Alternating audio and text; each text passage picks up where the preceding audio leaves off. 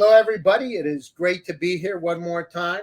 My name is Gary Fowler, and I am the CEO, president, co-founder of GSD, Get Shit Done Venture Studios, a premier AI and quantum venture studio located in Silicon Valley.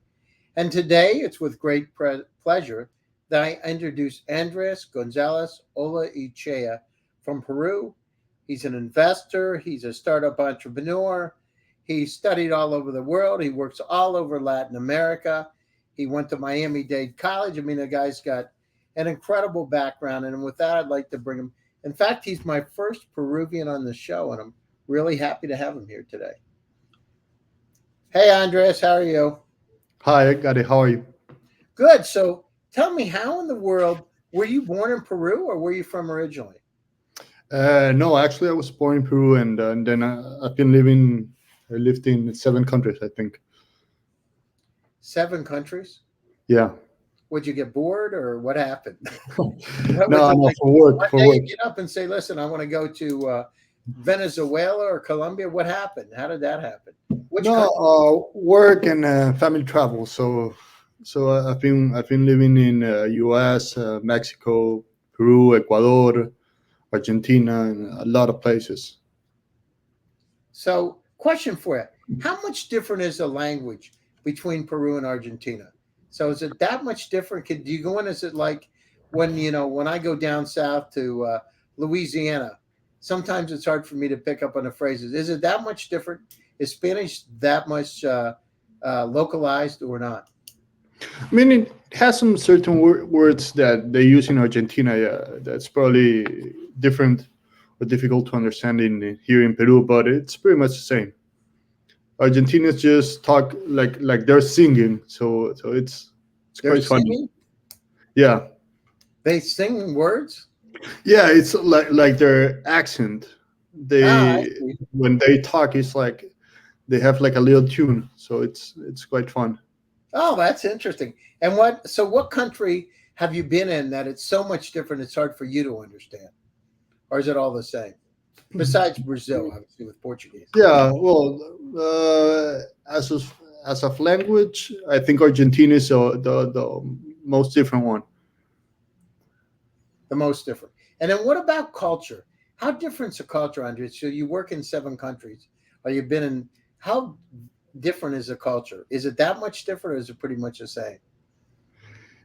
It's different. For example, actually, Argentinians have this European culture.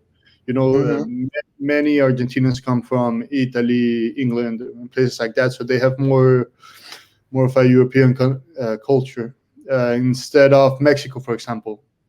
Mexicans are pretty much Latin Americans. They have more of a culture like Peruvian. So, but it's amazing. These different cultures and different ways of thinking just enrich you once you know how to work with them. Interesting. And so, okay, so you come from, where were you born in Peru originally? I was born in Peru. I've lived here for 7 or 8 years, and then I've been in different countries. And then what about, how did you get to Miami-Dade College? What happened? Did one day you wake up and say, I'm going to get my associate's degree in Miami? No, I got a bachelor's degree in applied sciences in Miami-Dade College, and I wanted to go to Miami because I think it's an amazing place to start working. I worked as an asset manager there. I've actually worked even in construction in Miami. So it's like a hub for Latin Americans, a hub for business. And I lived in Miami for, I think it was like 5 years. And then what about, you got your associate degree there too, right? I mean, you weren't only in Yeah. First I got the AA, the associate's degree, and then I got the bachelor in applied science in management. Got it. And so what made you decide to go back? Why did you go back to Peru? So you were in Miami. What made you decide to go back? You were working in Miami. What was the call? Was it a call of opportunity, call of the family? What made you decide to make that turn? I think it was both. There's amazing opportunities here in Latam. Peru is a really rich country in resources, but there's a lot to be done here as of technology, as of investment. So I came back here, of course, to be with my family, but to see which opportunities I could take. And well, I'm pretty happy here. I think I'm gonna stay here for a couple of years. And so, where do you live in Peru? Are you in Lima or where are Lima, you? in Lima. And Uh, what's Lima yeah. like, Andres? So the audience, they're always curious. What's it like? Is it historical from your perspective? What are the difference between a Lima and a Miami? No, it's really different. I mean, Miami is a it's a cosmopolitan city. You find different people from all over the world. Peru is more like a Latin American city. It's a small city. Well, Lima, it's a small city. We have about I think 10 million people here, but services are not that evolved. There's a lot to be done here, and well, the great thing here is that food is amazing And cheap too, right? and really cheap. Yeah, if you're gonna compare with Brazil, Argentina, US, you can come here, eat in one of the best restaurants for $40-$50. So Wow, that's amazing. And then yeah, what about the cost of living? What about like apartments? Are they expensive in Lima or not? I think they're average. I mean, good places to live here, it could be around. Let's see, if you want to buy a property, it's going to be about $3,000 for the square meter. Hmm. Well, If you that's want not to rent, cheap. That's expensive. it's average for Latam. It's Hmm. more in the upscale, but it's average in Latam. And but if you go to Miami, the best places are going to be at least double. So At least double. Yeah, I yeah. agree. I agree. Okay, super. So tell us a little bit about what GoJam is doing and where you guys are today. And I know you're hiring a UI developer.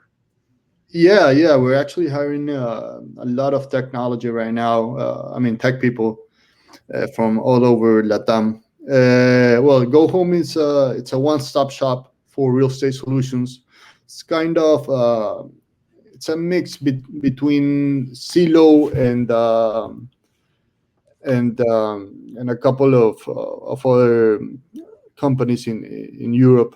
And what we do is we integrate the main solutions of the PropTech world in one place with this amazing technology we've developed, which is an AVM for underdeveloped countries. So we're able to see the valuation of any given property, about 72% of the properties of any given country in the world, how much they're worth, if they're cheap, if they are expensive, so or if they're an opportunity to buy, you know. And Where's an opportunity, Andres, right now? If you were to say, where's the best country for the best deals right now for property? uh, let's say should be between Peru, Colombia, Mexico. There are a lot of places. And, you always find outliers. You're gonna find that about 60% of the properties are in their fair price. 20 are extremely expensive. But you have like 15-20% of the properties which are below 20%. I mean 20% below of their asking of their fair price. So these opportunities, I think they're amazing. A lot of PropTechs are taking advantage of that, of these opportunities, such as iBuys. There are a couple of iBuys here in Latam which are taking advantage of these opportunities. And the thing is that the end user don't really see them. The regular people uh, don't have this information available for them to see which ones are the opportunities, and that's something we need to change. Is that changing? I mean, you guys sound like, are you just doing it Latin America or are you going to do it around the world? Because it seemed to me that investors from anywhere would love to have that information at their fingertips because it's not easy Yeah, to get. I mean, it's one thing to talk about like a Zillow or whatever, It'd be another thing to say this is a good investment deal in a great neighborhood, right? Yeah. So we actually, like a couple of hours ago, I was talking with a technology company from Europe, from Russia, which we're partnering with, and these deals are, I mean, they're going to be available everywhere. We'll probably be in Spain soon, or in a country in Europe. And just as you say, investors everywhere are going to be. I think they're going to find this information really relevant. But not only investors, you need to think that end users, the regular people, are actually, they have like 50% of their net worth in the real estate. So they're making really important decisions without relevant information, like how Mm. much is this really worth, not only the asking price. So I think we're helping them to make better decisions, more informed decisions, or like they say in technology, database decisions. Yeah, I mean, I think it's a great idea to come up with a tool like that. Because it really democratizes investment opportunities. It allows That's you right. to be able to invest anywhere at any time. Then the key is getting that information and then being able to actually execute the transaction based on the information. That's where the Yeah, magic starts to come in. yeah, yeah. Right now we have this, like how much a property is really worth, not only the asking price, but there are a couple of things we're trying to do, like trying to see how much a property is going to be worth in 5, 10 years. We think we're going to be able to get that information from AI, and that's going to be like the Disney of this. The once we know how much it's worth and how much it's going to be worth in a couple of years, that information is going to be gold for end users and for investors everywhere. No, that's great. And so, how big is the company right now? What kind of revenue do you have, and how's it growing? Let's see. We have like about, right now we have about 40 people. Will be doubling the size of the human resources in the next couple of months. Revenue last month, we sold a couple $1 million in properties. We're thinking we'll be 4 times that in the next, for December. Will be And so, you have a couple $1 million in property, but what kind of revenue do not you in have? property, not in property, in transactions done by, via, like GMV, transactions done by the platform or through the platform. And that takes, in this kind of platforms, it takes like 2 to 2.5% of the GMV I got it. as revenue. That's fantastic. That's good. You got to be proud of that. Yeah, we're growing like 25%, 30% a month. Maybe I think this month it's going to be a little bit more, like 45, 50%. But the team we have, they're amazing. The execution they've done, I'm really proud of them. That's great. Well, congratulations with that. And what are the goals? Where are you going to go with this thing? So you're now in Latin America. Yeah, Where? we're gonna go global. We're gonna go global. We want to be the platform where people and users, investors, and everyone goes into to get this relevant information. And as technology wise, we have a lot of things to do right now. We're thinking about the near future and the long term. Such things such as the AI I told you about. We're talking partnering with some companies or tech companies such as Technopeak, for example, to develop better software, develop better solutions, and improve our technology. But the end thing here is to go global. Everyone deserves to get this information. Well, absolutely. I mean, I was working on a project a few years ago that actually this project called Propi, and it was about doing real estate transactions, cross border real estate transactions. But I mean, I like the way the slant you have in this, being able to be wherever you are to look where the investments are is really exciting because that's the name of the game. Is what's the forecast for the future? Where is that property today? right? I mean, because that's how you make your money. It's an amazing way to do it. I know so many people that have made money. Now imagine tying in something like a lending tree or some financial services company in that could actually execute the transaction of Yeah, finance. yeah. For example, where do you live, Gary? Right now I'm in Palm Beach in Florida. Okay. Imagine you wanna invest in real estate. Hmm. Why should you just? I mean, this happens to the end users. Why should you just think about Palm Beach or U.S.? If you got the information from a Colombia real estate, or Colombia property, or Mexican property, or Spanish property, and I tell you, listen, this is how much it's worth. It's worth $100,000. They're selling it for $80,000. It's gonna cost 150 in 5 years.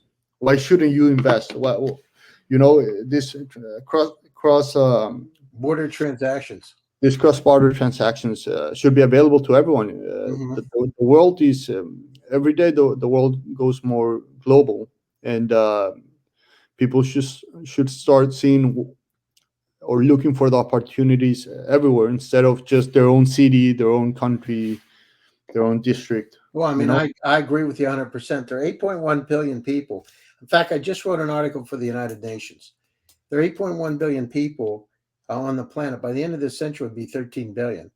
The challenge is that, there's issues that we have to face. We got to double the food supply by 2050 in order to feed the people. We can't increase the number of farm animals because 26% of the pollution today is created by farm animals. We got to find all kinds of real innovative ways, and then we got to think about how to optimize our lives. It may be that you want to live in Colombia or Peru, or you may want to live in Wisconsin or Moscow or Vladivostok. But we should have the freedom to be able to choose. And as we start to become closer together, and we're experienced this digital transformation through the pandemic. I mean, StreamYard was what only developed in 2018 in Yeah, Canada. It's these tech Zoom. I remember I was one of the early Zoom users. I mean, before that, people were talking about Skype, which kind of not that good at the time. But look at it now. We've changed, and as the world comes together, you can do investments from Miami to Peru, from wherever, right? London to Peru or London to San Francisco. It doesn't really matter. It matters. The problem is knowledge, because knowledge is power. What yeah, is growing? What kind of returns am I going to get over the next 5 years? Where's it a safe, democratically safe place to bet, so you don't have problems with somebody confiscating your property? And risk, right? So risk is another yeah, crime, those kind of things. But if you have that kind of system in front of you, that surely makes the world a better place. And I can see it right here in the States. I mean, from living in Miami, I look sometimes at houses in Arkansas just because they're a great deal and they're beautiful. And there's some incredible places that are located here in the States, but it's hard to get access. If you can get your Zillow and you can go down through and look on the internet, but talk about how fast it's going to grow, how to be able to do an all-in-one solution where you can purchase on the same platform. That's where it starts becoming really interesting. So I love it. And especially yeah, in multiple currencies, right?